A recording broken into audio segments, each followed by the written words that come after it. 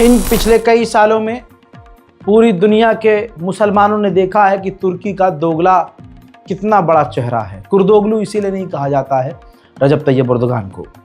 मोहतरम हज़रात, आपको मालूम है, पहली बात तो ये बहुत क्लियर बात है कि तुर्की का फ़ायदा है इज़राइल के साथ बिज़नेस करने में। उसने इन 2-2.5 सालों में कोई बाइकआउट नहीं किया है। इज़राइल ने इसीलिए कहा कि जो मेरी आलोचना, नेतन्याहू कह रहे थे कि जो मेरी आलोचना, जो इज़राइल की आलोचना कर रहे हैं खुले मंच से, वो अंदर ही अंदर हमारे साथ है। नेतन्याहू ने ये झूठ नहीं बोला था। आपको पता है अभी डील नहीं हो पा रही है, जंग नहीं रुक पा रही है, नरसंहार नहीं रुक रहा है, इज़राइल मिडिल ईस्ट में तबाही मचा रहा है।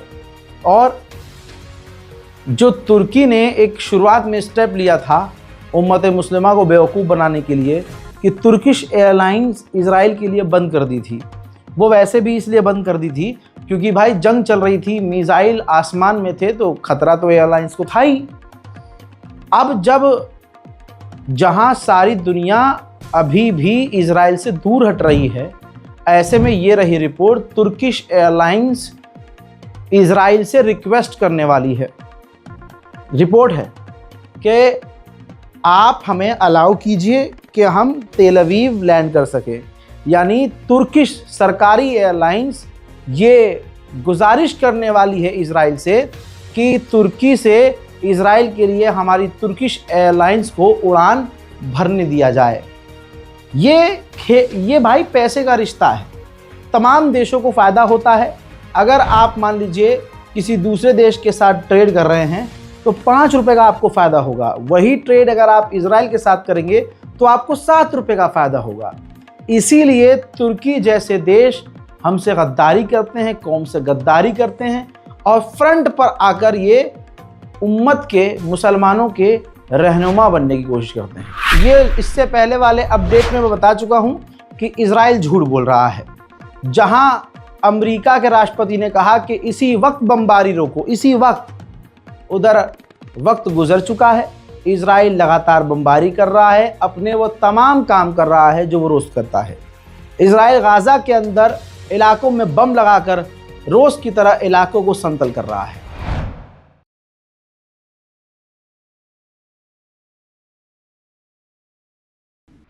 इज़राइल हमलों में कमी नहीं कर रहा है। इज़राइल के हमले में बहुत बच्चे मारे गए हैं। अब ये देखिए, नवजात शिशु जो अभी कुछ देर पहले पैदा हुआ था, इज़राइल की बमबारी में वो मारा गया है। उधर इज़राइल के डिफेंस मिनिस्टर ने साफ कहा है कि हमारा जो कब्जा करने का प्लान था वो चल रहा है। हमने गाज़ा सिटी पर बमबारियां की हैं, कब्जा किया है, जिसके बाद 9 लाख गाज़ा के लोग गज़ा सिटी छोड़कर जा चुके हैं। और अगर हमास ने डील नहीं मानी तो हम कब्जा करेंगे और करते रहेंगे। ग्राउंड रिपोर्ट यह है कि पूरे गाज़ा की 80% इमारतों को मिटा चुका है इज़राइल। जी हाँ, और लगभग सिर्फ 40% ऐसी बिल्डिंग्स हैं जहां पर मेडिकल वर्कर्स काम कर रहे हैं, कुछ अस्पताल काम कर रहे हैं, लेकिन कोई भी अस्पताल पूरी तरह से काम अभी भी नहीं कर रहा है। इज़राइल की सेना खुद नेतन्याहू को झूठा साबित कर रही है, डोनाल्ड ट्रंप को झूठा साबित कर रही है। ये हाल में ही वीडियो पोस्ट किया गया है इज़राइल की सेना के द्वारा कि वो ओपन फायर फिलिस्तीनियों के ऊपर, गाज़ा के लोगों के ऊपर कर रहे हैं। बताइए ये कौन सी डील की बात चल रही है? फिर गाज़ा में बात हो रही है डील की। अमेरिका ने कहा है, ट्रंप ने कहा है कि इसी वक्त बमबारी बंद करो। तो आज की वीडियो दिखाऊं, गाज़ा सिटी आज भी गाज़ा के लोग खाली करने पर मजबूर हैं।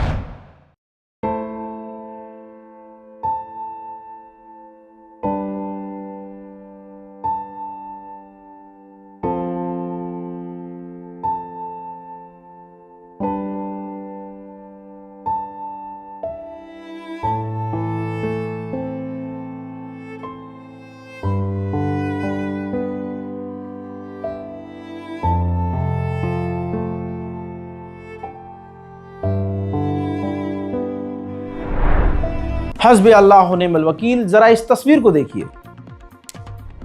इज़राइल जो हमास पर इल्ज़ाम लगाता है और लगा रहा था, वही काम तो ये खुद कर रहा है। गज़ा के अंदर जो बच्चों का स्कूल है, उस स्कूल को इज़राइल ने अपना मिलिट्री बेस बनाया हुआ है। एक माँ के लिए दर्द की इंतहा क्या होगी, अब अपने हिसाब से सोच लीजिए। लेकिन गाजा की मां का दर्द समझने की कोशिश कीजिए। वो Red Crescent organisation, humanitarian organisation से रिक्वेस्ट कर रही हैं। रिक्वेस्ट क्या कर रही हैं? जिगर फट जाएगा। कह रही हैं कि मेरे मरे हुए, मलबे में दबे हुए बच्चे की लाश को आप निकालने में मदद कीजिए, इससे पहले कि उसके जिस्म को, उसकी लाश को कुत्ते खा जाएं। السلام عليكم، أنا غادة سعد المصري. فقدت أنا في الحرب هذه أربع أبناء، فقدت 3 أولاد وبنت. فقدت أحمد ومحمود في مجزرة المعمداني، وبنتي بتول في 22/6. قبل 3 أيام فقدت ابني محمد، وعلى علم إنه مفقود. راح على بيت أهلي عشان يجيب خشب، وكل علمي لحتى الآن إنه هو مفقود. اليوم رحت أبحث عنه، الناس حكوا لي إنه شافوا صورته مرمي على الأرض. طواقم الطبية بتقدرش تصله، الدفاع المدني بيقدرش يصله. ابني مرمي له يومين للكلاب، ما حدا بيعرف يقدر يصل له. حاولت أنا أروح وأجيبه، ما قدرتش. आज भले ही कुछ ऑफिशियल्स कह रहे हैं कि इजराइल ने गाजा पर बमबारी कम कर दी है, लेकिन कर तो रहा है। लेकिन गाजा में बचा क्या है? इस ड्रोन तस्वीर से देखिए, यह गाजा की एक्सक्लूसिव ताज़ा तरीन तस्वीर है। जहां जहां आपकी नज़र जाएगी इस ड्रोन कैमरे से, आप देखिए ऐसा लग रहा है कि पूरा देश जला दिया गया है। ये मलबे नहीं, राख हैं, और कोई भी इमारत आपको सही और सालिम नहीं नज़र आएगी। सोचिए आज के दौर में जहां AI का ज़माना है, एडवांस ज़माना है, लोग ग्रो कर रहे हैं, ऐसे में इजराइल ने एक देश ही को पूरा जला कर राख कर दिया है। हम इंसाफ की बात करते हैं, ये इंसाफ किया है हजरात? ये जला हुआ देश गाजा है। गाजा का इतना बुरा हाल हुआ भी इसलिए क्योंकि गद्दार बहुत थे। गाजा के अंदर जो फिलिस्तीनी ग्रुप थे, जैसे अल शबाब और ऐसे और भी ग्रुप थे, जिन्होंने आखिर में इजराइल का साथ दिया, पलट गए, इजराइल के साथ हो गए। रिपोर्ट यह है कि अल शबाब ग्रुप को अमेरिका पैसा दे रहा है, इजराइल हथियार दे रहा है, उन्हें जो कुछ चाहिए इजराइल प्रोवाइड करवा रहा है। और अल शबाब ग्रुप फ्रंट पर जाकर फिलिस्तीनियों को मार रहा है, और उसके बाद पीछे से इजराइल की सेना आती है। आइए अब वेस्ट बैंक ले चलूं। ये मैं इसलिए बता रहा हूं कि जहां बातें बड़ी बड़ी हो रही हैं कि गाजा पर बमबारी बंद कर दी जाए और ये हो जाए, ग्राउंड पर नजर नहीं आ रहा है। ये वेस्ट बैंक है। ये तस्वीर देखिए, इजराइल की सेना वेस्ट बैंक के लोगों के ऊपर ओपन फायर कर रही है दिन दहाड़े। वेस्ट बैंक में सिर्फ यही नहीं है, वेस्ट बैंक में इजरायली सेटलर्स थे, इजरायली आम लोगों के झुंड ने एक फिलिस्तीनी व्यक्ति के पैर में गोली मार दी। इसके बाद उल्टा 19 फिलिस्तीनियों को, अब ये तस्वीर देखिए, उल्टा 19 फिलिस्तीनियों को ही इजराइल की सेना गिरफ्तार करके ले गई। ऐसा ही ये काम आपके देश में भी हो रहा है। कौन सा ग्रुप, कौन सा संगठन आई लव मोहम्मद पर भड़क रहा है? आई लव मोहम्मद आप लिखते हैं, वो बात अलग है कि लिखना चाहिए या नहीं लिखना चाहिए, या लिखने से क्या होगा।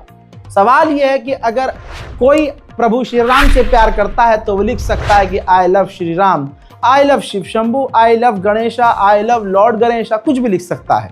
वहां पर किसी की भावनाएं नहीं तड़पती हैं। लेकिन आई लव मोहम्मद लिख दिया तो घर पर बुलडोजर चल जाएगा। उल्टा हमारे हुजूर पाक सल्लल्लाहु अलैहि वसल्लम को भारत की राजधानी दिल्ली में खड़े होकर अभिषेक ठाकुर गाली बकता है, फिर योगी और मोदी का नाम लेता है, और इसी वजह से शासन प्रशासन उसे बचाता है। और जब हम कंप्लेन करने जाते हैं, दूसरा पक्ष कंप्लेन करने जाता है, तो कार्रवाई तो दूर की बात, जो कंप्लेन करने जाता है उसी को धर लिया जाता है। कंप्लेन नहीं होती है, और कंप्लेन की अगर बात आती भी है तो मिनट से पहले अभिषेक ठाकुर जैसे लोग छूट जाते हैं। हजरात, दुआ कीजिए कि हमारे मुल्क में शांति और अमन आए। अब आप देखिए, ये फिलिस्तीनी की दुकान थी, बेकरी थी वेस्ट बैंक में, वहां घुसकर फिलिस्तीनी नौजवान को और फिलिस्तीनी लोगों को पीटा जा रहा है। यानी मैं आपको समझाना चाह रहा हूं कि जहां एक लेवल पर अरब देश बड़े खुश हैं कि हमारी डील की बात हो रही है, हमास डील के लिए राजी है और ये हो रहा है, और डोनाल्ड ट्रंप ने बमबारी करने को मना कर दिया है, डोनाल्ड ट्रंप ने ये, भाई ग्राउंड पर ऐसी चीज़ नज़र नहीं आ रही है। भैया वेस्ट बैंक तो वेस्ट बैंक, फिलिस्तीन के हेब्रोन के इलाके में इजराइल के सेटलर और इजराइल की सेना घुस गई, और वहां उन्होंने जो किया वो रोज ही करते हैं। देखिए,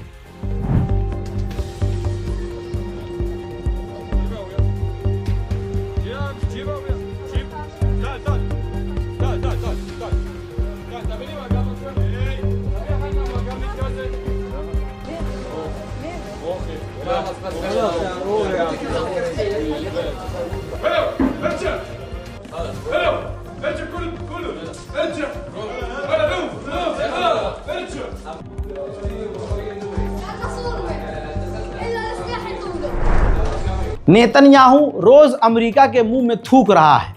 सोचिए, जहां डील की बात हो रही है, नेतन्याहू ने यह और ऐलान कर दिया है कि वेस्ट बैंक में 9 एकड़ जमीन पर कब्जा किया जाएगा। गद्दारों की कमी हमारे बीच थोड़ी है। गाजा में आप खुल्लम खुल्ला गद्दारी देख सकते हैं। ये पहला वीडियो अल शबाब ग्रुप का आया है। ये फिलिस्तीनी हैं, आप हैरत करेंगे। जी हाँ, ये कल तक फिलिस्तीन के लिए लड़ते थे, आज ये गाजा के अंदर परेड कर रहे हैं। नॉर्थन जो गाजा है उस इलाके में परेड कर रहे हैं। इजराइल ने इनको भर भर कर हथियार दिए हैं, गाड़ियां दी हैं। हजरात, कल तक ये फिलिस्तीन के लिए लड़ रहे थे, आज ये इजराइल के लिए लड़ रहे हैं। ये है पैसे की ताकत और ये है ईमान का कमज़ोर होना।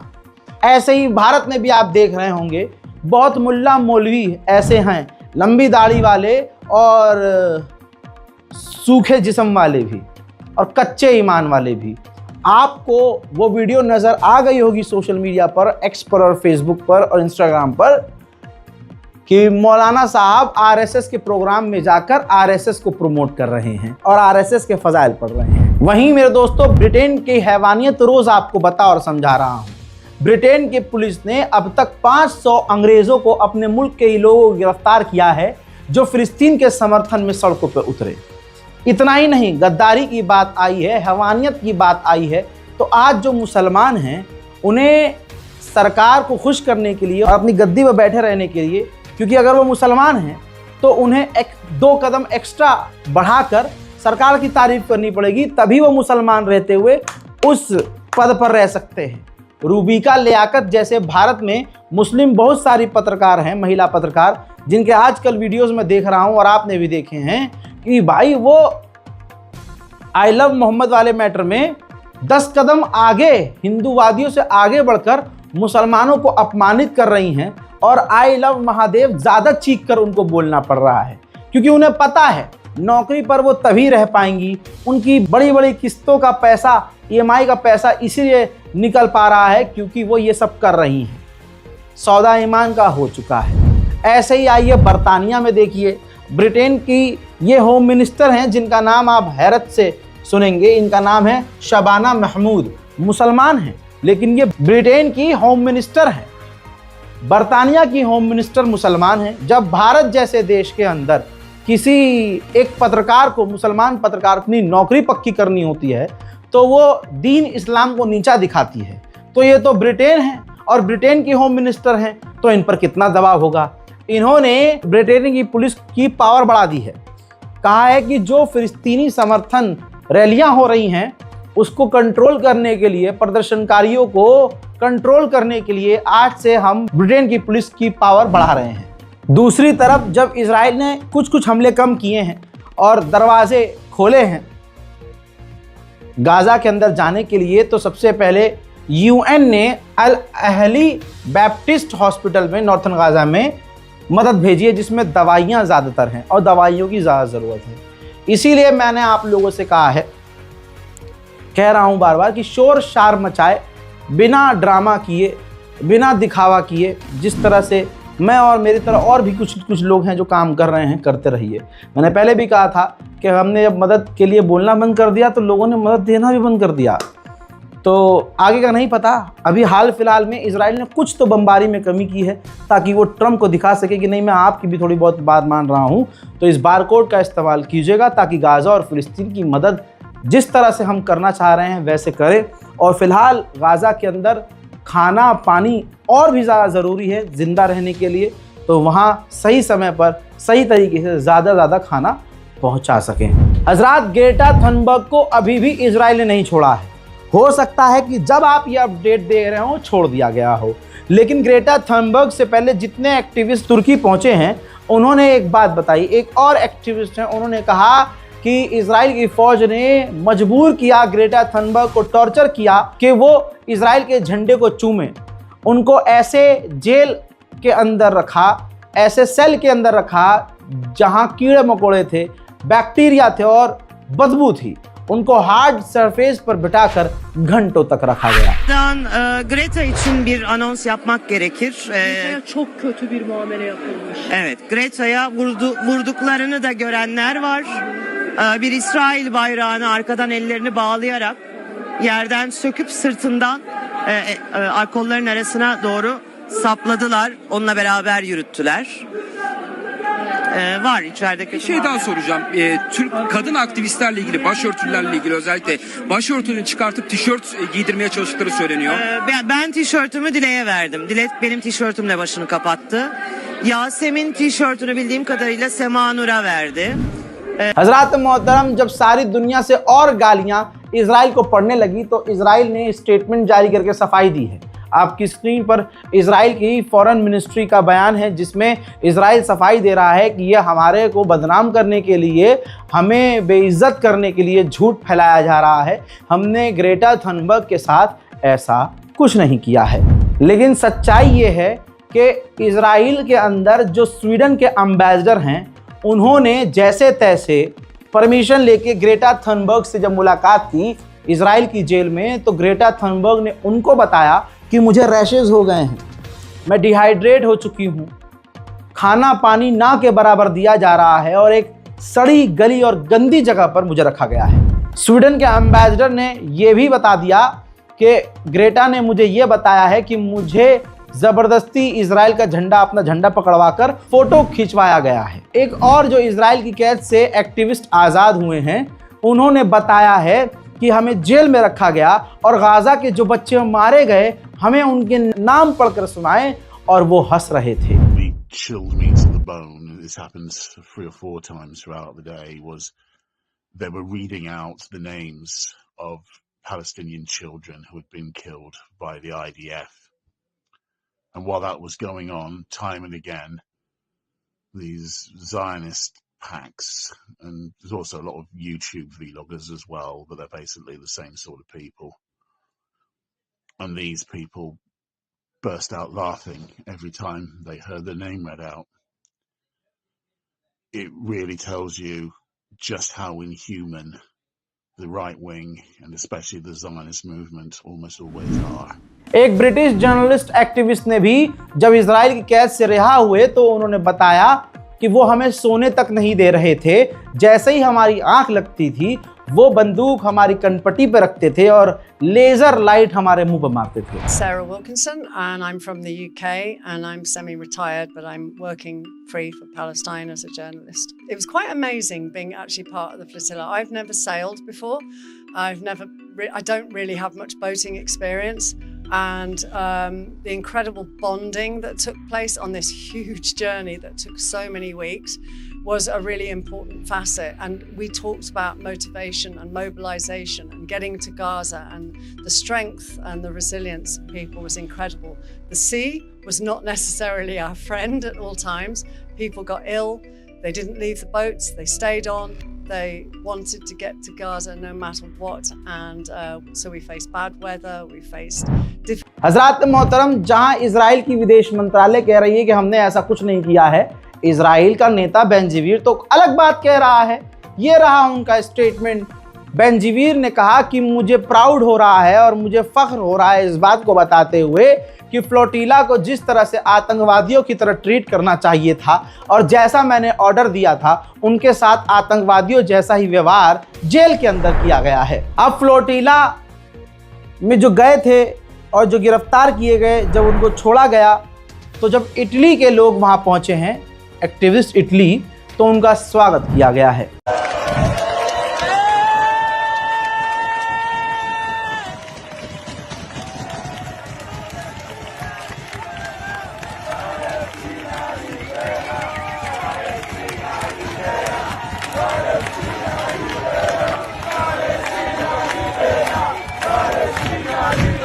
ऐसे ही स्पेन के एक्टिविस्ट जब आज़ाद होकर इजराइल की कैद से अपने मुल्क स्पेन पहुंचे, तो स्पेन के लोगों ने भी उनका हीरो की तरह स्वागत किया।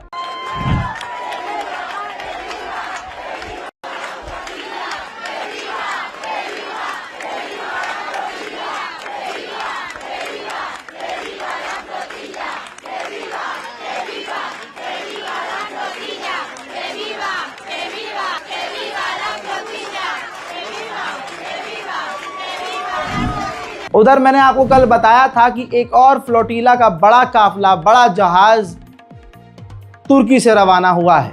अब उस पर मौजूद एक्टिविस्ट लाइव दिखा रहे हैं कि इजराइल के जहाज उस फ्लोटीला के ऊपर उड़ रहे हैं। Just had a big military aircraft fly around us a couple of times and then right over the top of us, which is pretty unnecessary. They could have got all the information that they'd needed to probably from one circle around us, and then they've gone over towards the Thousand Madeleines fleet, probably to get some information. We're not 100% sure that it's the Israelis, but I don't know who else would be flying military aircraft over the top of us. So I guess they're trying to intimidate us a little bit, but all good. मोहतरम हजरात, इस video को share कीजिएगा ताकि तमाम सही और सटीक जानकारी उम्मत मुसलमान तक पहुंचे, और इस रिपोर्ट को शेयर कीजिएगा ज़रूर ताकि हम तमाम लोगों को यह अपडेट दे सके कि सही खबर क्या है। इससे पहले कि आप इस वीडियो को बंद कर दें, आपसे हाथ जोड़ के गुजारिश है, हमारे चैनल रज़ाग्राफी अनस्क्रिप्टेड को लाल बटन दबाकर सब्सक्राइब ज़रूर करें। जय हिंद।